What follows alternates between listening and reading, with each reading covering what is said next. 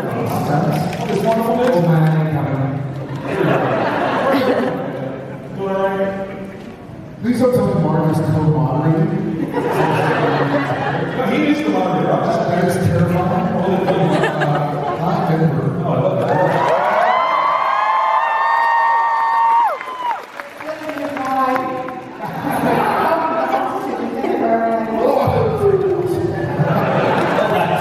Really high because it's Colorado.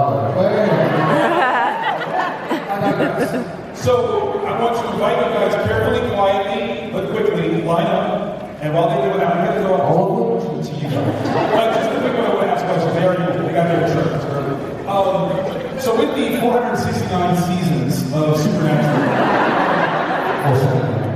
there was another just drama on people on stage. At what point did you guys recognize that this was the cultural phenomenon, that it has taken over the entire world? Yes, we did. Great question. I'll give you the first one. I think this is not being coy and cute. It still is odd to me. What? Yeah, because I think, I mean, of course listening, but I can speak to the times the five of us were all on set in Vancouver, and we were just working our ass off trying to tell a show we cared about. And basically it was like work, go home, sleep, wake up, work, go home, sleep, wake up, work, go home, sleep. And so these have been enormously special. I would say it was probably, I don't know exactly which year, but it was probably the first year that Supernatural had a panel at Hall H at Comic-Con. That's right. We were in the green room, and on stage in front of us was like Halle Berry and Hugh Jackman and they're doing the X-Men, and after us is like the Avengers or whatever the show was. And Jensen and I were looking at each other like, who the hell are we doing here? And they were told afterwards by one of the organizers that they were lining up the night before. They had lined up in the hallway, so it was like 7,000 people. Obviously, in Kansas, played us out for season 12. So at college, it was kind of like, oh wow, people are watching, and that's cool. So it's still fresh for me. Season 12? Probably. That's what we picked to season 19 because I'm still going like, oh shit, people are watching. And how many? Real quick question. Who's never been to a Supernatural panel before? Amazing. Welcome to family. Thank you for being here. Thanks for bringing us out. It's all downhill over here. He's just talking to himself. Does anyone else want to add to that before we go to the main questions? All right, these guys have been waiting to ask you all the favors. So we'll start with this side, we'll go back and forth. Hello, friend, how are you doing? Hi. First of all, I just want to say thank you. Jack's character got me through one of the worst parts of my life, and it really just supported me so much. But my actual question is for Ruth. Hi. As a woman in this day and age, where everybody is so afraid of aging, where the next wrinkle cream is the most exciting thing going on in media. Yes? This is Calvert. You are so beautiful and you have such a grace to you. How do you see this? What do you want to say to young women and teen girls everywhere who are afraid of growing up? I think there's never been a grow up. That's fact. I think there's never been a better time to be mature in the world. I think it's only improving for women, especially men. That thing really handsome running over men. Never without style. But I think the world is changing.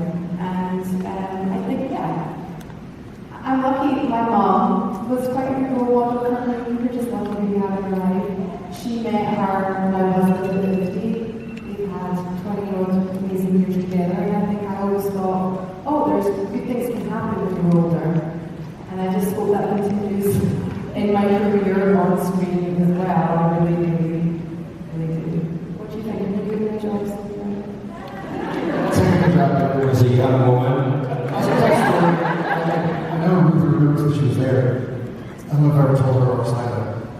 after she and I started working together, Jen was still in Vancouver because I think our kids were younger, they weren't in school yet.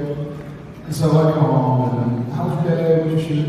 Oh, there's this new actress, Ruthie, and she's sweet. Oh, tell me about her. And so then, was it called People's Choice? Yes, that was. So Ruthie got sick, and randomly Jen and I are buying groceries, and we run into Ruth in the market, and Jen, and she hadn't met yet. And so, and Ruth is like, I'm sure she was feeling like garbage, but like, no, maybe I'm just sitting there buying chicken noodle soup or something. And when we finally left, I said, hey, it's fine, this is Ruth. And when we left, Jen was like, oh my gosh, she's stunning. I was like, I know. She's like, you didn't mention that. I was like, well, no.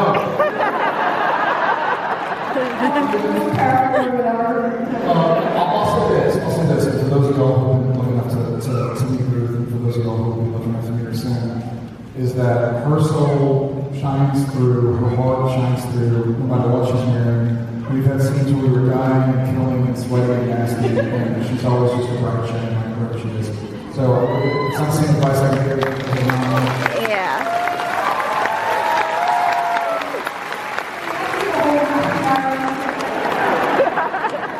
I remember. That's the man's point.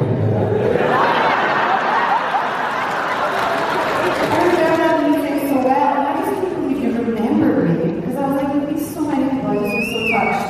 And then the next time I saw you, you asked how I was feeling, and that was always the way we tried to do. The one thing I do want to add is that my currency was never my lose. I was never, fortunately, I was never wrong. It was never what it was about. And I think if you try and find what's in you, it's not based just on aesthetics and outer appearances, you've got a chance of some longevity.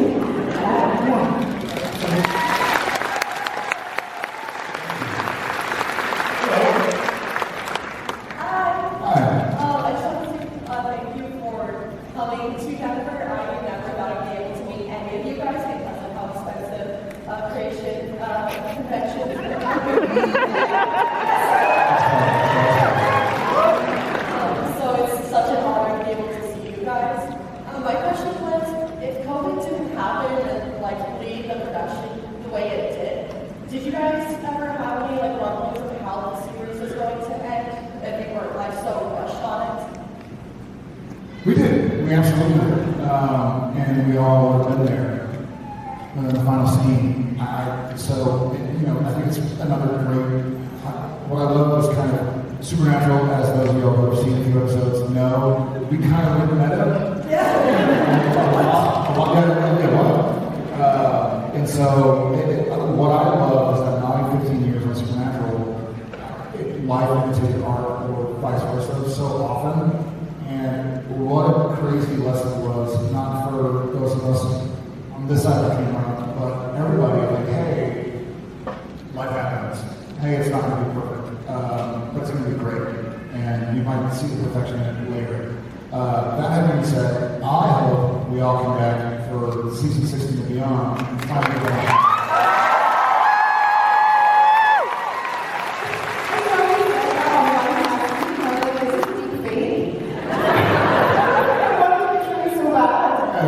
I don't think it would be season 16 because the TV thing is going weird, but I know we'd love to do like a Gilmore Girls-esque like reboot or sequel.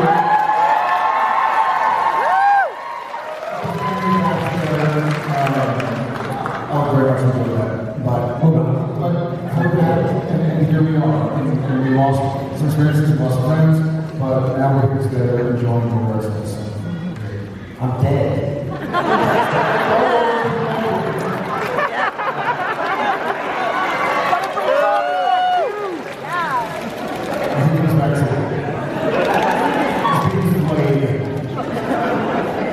There's 8 episodes of Mark just getting beat up. He just come back and he's just like, What's new about that?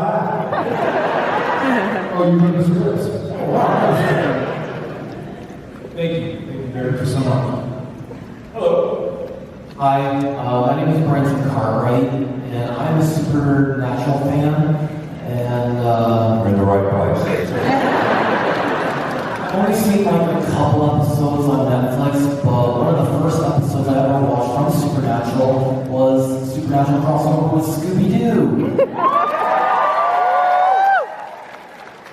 So the question I want to ask to Jared is, what was it like doing that crossover episode, even with being with some of the voice actors from Scooby-Doo? So when I moved to LA when I was 17, and I had signed a contract to do 4 episodes on Gilmore Girls. I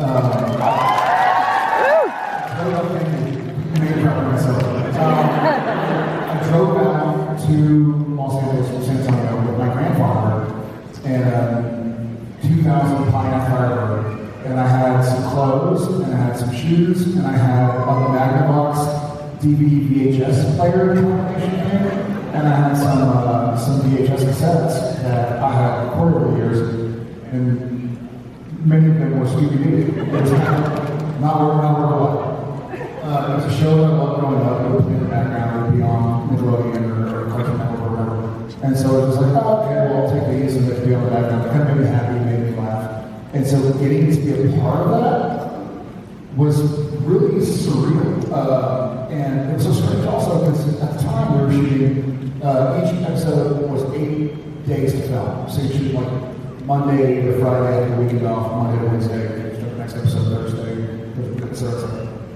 And so I think we only filmed for 2 days. It was like fighting the green dinosaur in the pawn shop, and then we go into Scooby World Land, Scooby Natural Land, and then we come back and Dean has this like man cave, and so we didn't shoot a lot. It was more the ADR stuff that we did. Our friend Susie Henry, who wrote The Outsiders, happened to be in town, so she came. It was an unusual experience, and obviously the episode of Supernatural that I was kind of the least involved in, and I think we recorded all of our dialogue, say in February. It didn't come out until October. So we were like, hope this works. They haven't called us saying we're not going to do anymore. Super cool. I love the show too. And welcome to the family.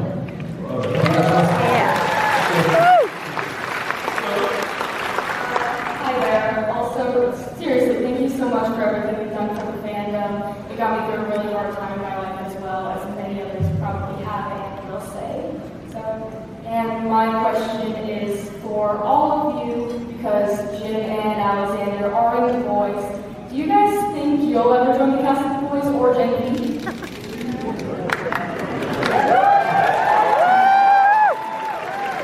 I wonder if Spencer had a wife. Have you seen both episodes? Yeah, I mean, Bob didn't seem too concerned with his wife in that episode. I'd love to. I've talked to Ruthie in the last month a few times more once, and I kind of said like, yes, for sure. I've seen Smudger, I've seen the show, and knowing Ruthie, I'm sort of very nervous and go back onto a workout plan because I like taking people's clothes off. But I said yes, and my mom was like, so I read he said you're doing The Boys. Please don't take your clothes off. I was like, Mom, you've seen it. You gave birth to me. You changed my diaper. She's like, yeah, but that was a long time ago. So I'm hoping to go play. I don't think it'll be until January, February. It's not really yet as far as I know. It would be a headline when Jared Padalecki and The Boys keeps his clothes on. Here, when you said headline, I thought it meant something else.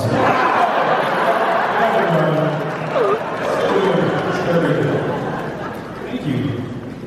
Mark. You gonna go play, Mark? Me naked? No, bro.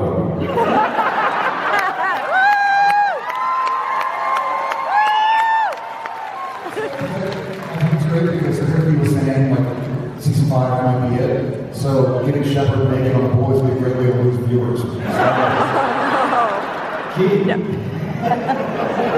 Keep waiting on the show. Thank you so much for your question. Absolutely. Thank you guys for Supernatural, but my question is for Mark. How do you think Sterling reacted to his friend Nate Ford's on leverage? Do you think he I have a phrase that occurs at times like this, which some of you may know, which is, write your own bloody fan fiction. Yeah! Doesn't matter what I think, it matters what we think. Believe it or not, it's taken me years to work out.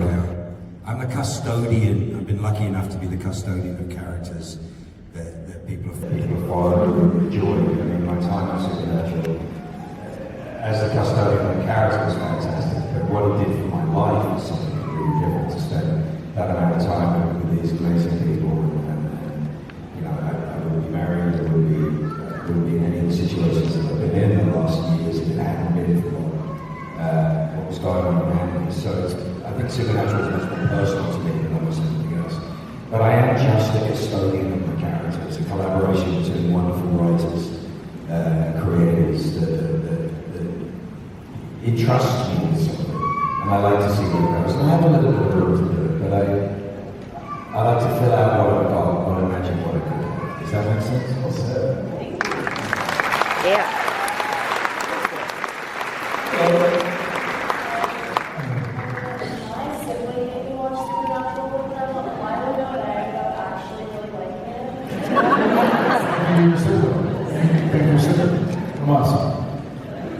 And my question is, what was your favorite episode to film and why?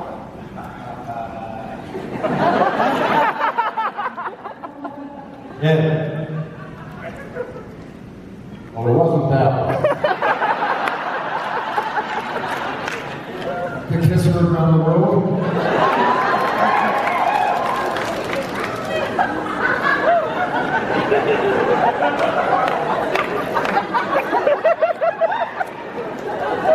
No, there's more than one person on that show. Only one of them keeps the picture on the spot.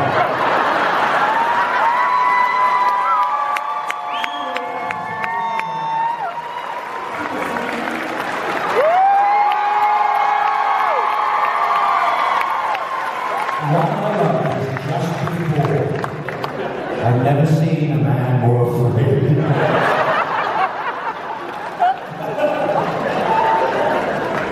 It wasn't your masculinity that troubled me. Because that was a minor issue. But I'm not fond of stubble.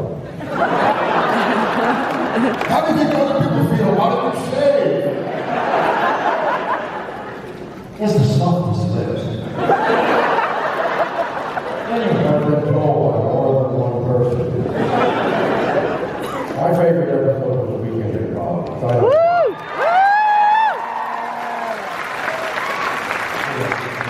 It was very cool being in Jensen's first episode of the director and watching him flail about. No, actually, he was, and I told him this after he was over, that I had felt as safe as I ever had with any director when shooting that episode. He knew what he was doing from the very first moment, and was really good at it. And the episode was all about me.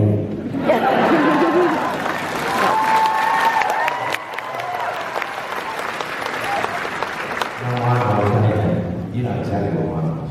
The end is his name. It was the most extraordinary time, I think. It was a confluence of so many things. I mean, I had so much fun doing Wicked and Bobby too. That was just, Jensen had this amazing way of not letting us do what we wanted to do. So he comes and said, we were in the middle of something, have some big scene where we're talking like we're really excited with ourselves and everything else. And they walk in and go, great, I got it. Do you really need another one? Like, no, we're good. But the end of it was just the most amazing time. I mean, everybody says that the show is like a family, right? I mean, and to us it very much is, but everybody says that. But when you've got a crew whose job is to work, their job is to not necessarily go on that journey with us all the time. You know, they have lives and places to go and things to do. And when they're working, we start working, they have a crap load of stuff they have to take care of. They were silent for 2 days. Silent. what we were doing. They're like, let's not bother the actors. There was silence on my set, and the feeling that we were supported from every single person that we worked with was the most astonishing to me. I mean, I sat in that chair for 2 days. Yeah, but it was magnificent. Everybody was just magnificent, and it just reminded me of how much work we'd all done together. You know, and I look back at it and I go, man, this was a special thing. This isn't your average TV show. This isn't your average job. This is like, we're all in this together. We're trying to make the best thing we can make. And then we get to be lucky enough to give it out to you. We just hope you love it. You know? And we've already moved on to the next thing. And we get to back to a place like this, and we see the results, which is the most glorious gift of all. We get our audience back, right? We actually get to meet our audience, which is the most glorious thing. I come from theatre and live music, and you come from theatre, and obviously the rest of it. But there's a difference when you see the face, and you see the, right? When you see this reaction, it just blows your mind. And to have that much of an amazing experience, and then come to a convention and go, oh yeah, it's a shared experience, not just a, we did this, what we did. This is what we did. So I like that.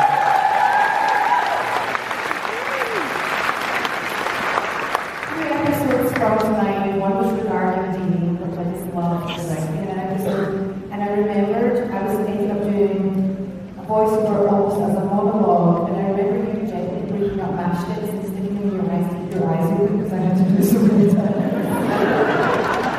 We had so much fun making that episode, but in the rupture, when you got to murder me, no, but just further to what Mark was saying. Season 15, however many episodes in, and the lead of the show is still giving you 1,000,000% of your coverage. It's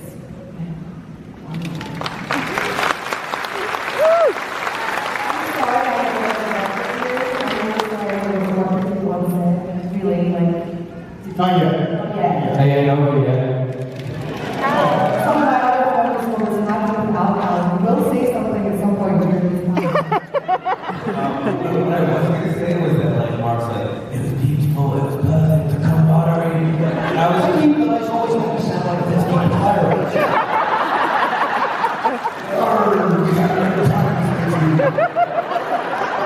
Stop, let's get more of my power. No, it's just like, wow, that sounds lovely. That was long gone by the time I got there. Respect, brotherhood, you know. Selfishly, my first episode was super fun. Also, I was walking in a situation where there's a TV show that's already been on for 13 years and you're trying not to suck. I had my big scene with you, and I was like, wow, like, I watched Gilmore Girls. Like, I'm gonna work with you now. Yeah, I watched Gilmore Girls. Yeah.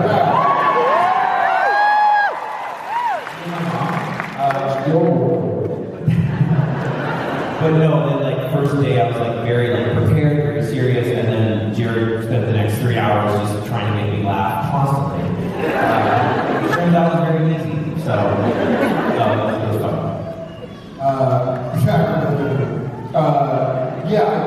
So many moments, serious moments, and wonderful moments where you just feel and with the acting. Where I sit now, or in my head, the stuff I remember most of all is all fucking laughing at me. Pardon my French. I remember Jim Beaver, Bobby Singer, laying in a hotel bed, and you can't see his feet, and so we're at the bottom of the bed, and I'm pinching his toe as hard as possible on his coverage, trying to get him to break. He doesn't break until they call cut. He goes, "You damn fool!" I remember teasing with Ruthie and with Mark Shepard when we're walking through hell or something, and they're like British ass theater background. Every line took 1,000 miles. So it was like, let's all get to it. We had to shoot a scene, we had to shoot a scene, and we're on this curve on the set. It's this beautiful set. It's on our stages. And it's like 2 pages, which is probably, we each get 10 lines of dialogue. And so we're walking, and as they're saying the lines, like, wow, here I am.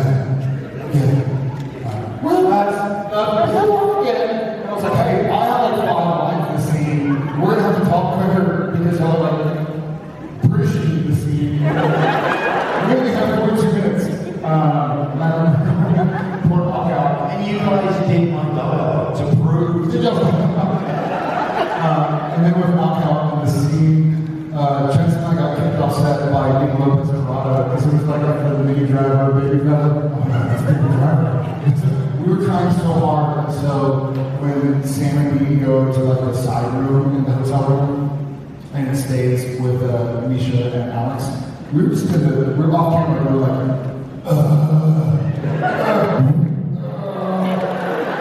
so they finally kicked us off set. Guys, this was a big break for me, okay? I know your family made it. It's okay. I'm here crushed to death out of fondness. Al Calvert's going to go live before, so of course, and Jensen and Misha and whoever else is there always pile on top. I was genuinely worried if you were willing to keep a little purple. Never missed a bathroom when you're healing. It was amazing. All of it was amazing. But I love the laughing personally. So thank you all so much for letting us play. Absolutely. The last 10 minutes. We'll try to get through as many questions as we possibly can. Rapid fire, let's go. Hi, my question is for Ruth about Dental Detective. I really love the scenes where the night nurse was stuck in the fish, and I'm just wondering if that will have any sort of lasting effect on them. Definitely, it's one of my favorite things to do, spend an entire day saying the belly of a fish, extremely irate. I mean, let's see if we get season 2, I don't know. Thank you. I love this watch, they point Tetris.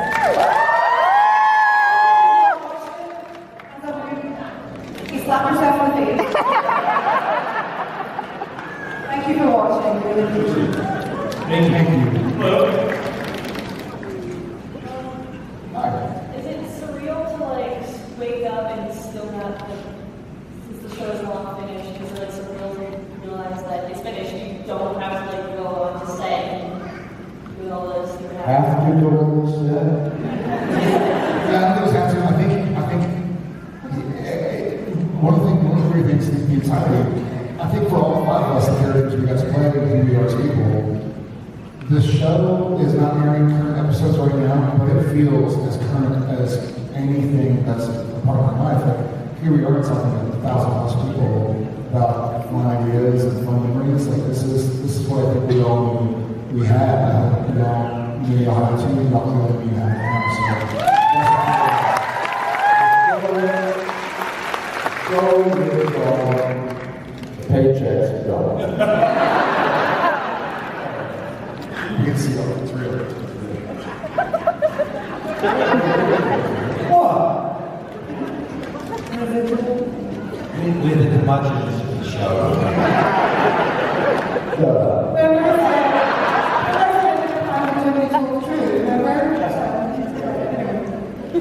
Thank you so much. Hello. Which of the Felicia Day episodes is your favorite? Mine's easy. I don't know the name of it. It was a really creepy ass bug monster. But it was she and I sitting in the pickup truck on a stakeout for a while. Like playing with the fidget spinner and doing that. I got to spend so much time with her.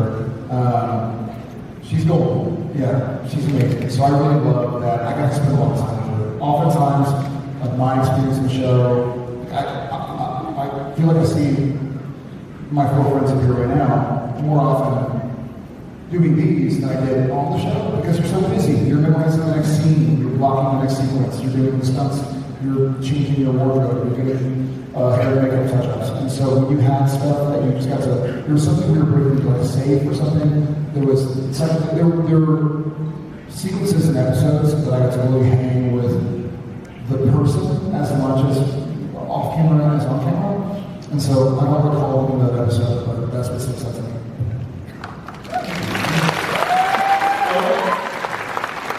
Oh, that's great.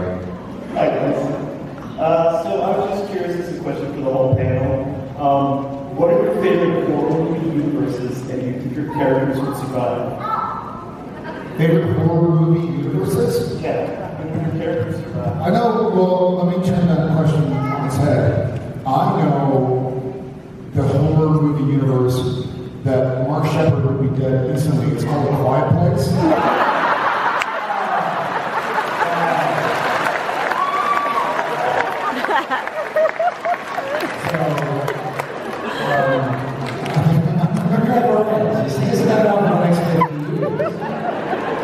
With love.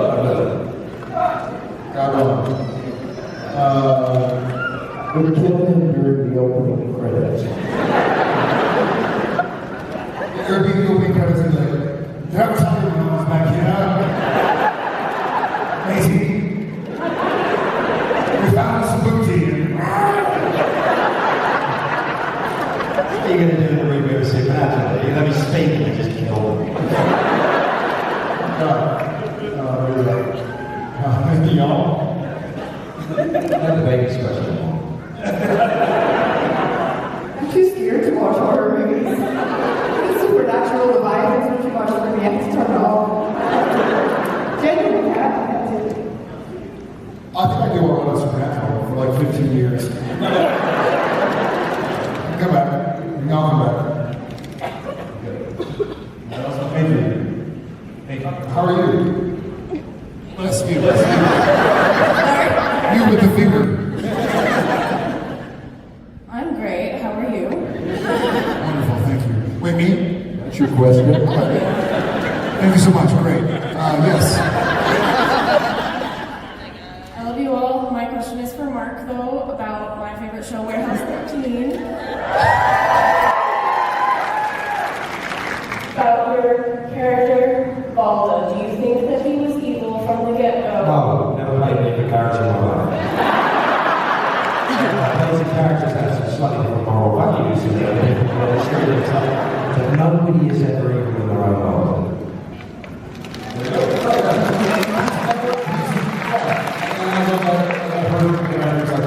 Characters who see themselves between action cut, like, hey, I'm doing this for a reason. Mark Shepard has never been evil on camera.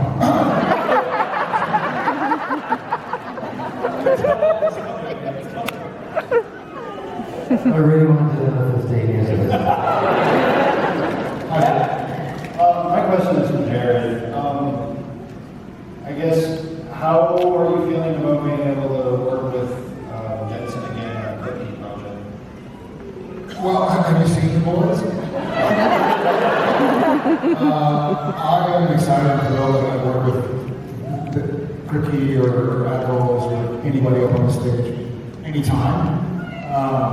That having been said, like I was saying, my mom was like, please don't take your clothes off. Cricky's a strange dude, so genuinely nervous. I sweat. I can't wait. It's going to be exciting.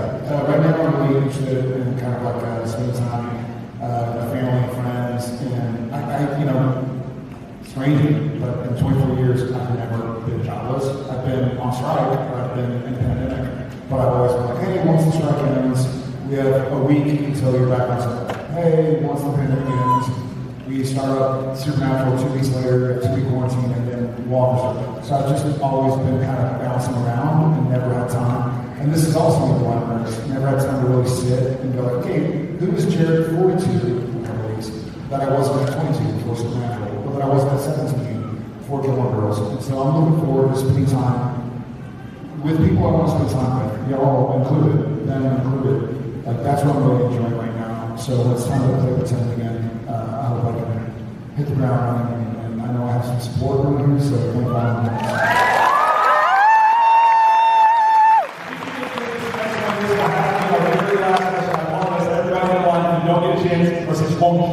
Go upstairs and talk to them at their booths. Share all your accolades and love. Last question, make it good. Really good. I'm going to do my best. But I do like to say, I loved you in Friday 13th, but you see you toe-to-toe with Jason Party. Absolutely. That's the first time I saw how tall you were. I caught Mark Shepard in the X-Files, causing fire all over the place. Easy question. Alexander, my question is for you, for your the end phrases you had before end of the show. Did you agree with them, or did you have any other thoughts or plans that you would have rather go, other than saying that I'm always with you, even when your character's away? No, I thought it was really beautiful. I don't know you guys, and I'm sure you guys have all had some loss in your life, but if you could say one nice thing to someone that you never got to, I felt it was kind of like that, and I thought it was very succinct and a nice way to say goodbye and help the boys finish their story. You know?